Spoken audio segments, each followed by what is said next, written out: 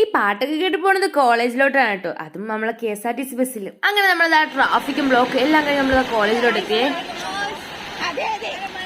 ഇന്നാണെങ്കിൽ നല്ല മഴയായിരുന്നു ഗൈസ്. അങ്ങനെ ആ മഴയൊക്കെ നനഞ്ഞ ക്ലാസ്സിലോട്ട് എത്തിയേ.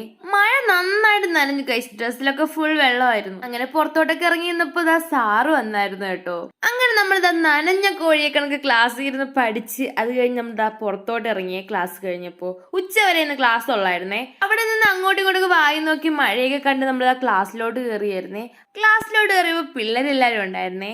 മഴയൊക്കെയല്ലേ, അതുകൊണ്ട് ആർക്കും പുറത്തിറങ്ങത്തില്ല. അപ്പോഴാണ് നമ്മൾ ഐവിയുടെ കാര്യമൊക്കെ ചർച്ചയിൽ വന്നത്. അപ്പൊ നമ്മുടെ ടീച്ചറൊക്കെ വന്ന് നമ്മളത് ചർച്ചയൊക്കെ ചെയ്തുകൊണ്ടിരിക്കുകയായിരുന്നു കേട്ടോ.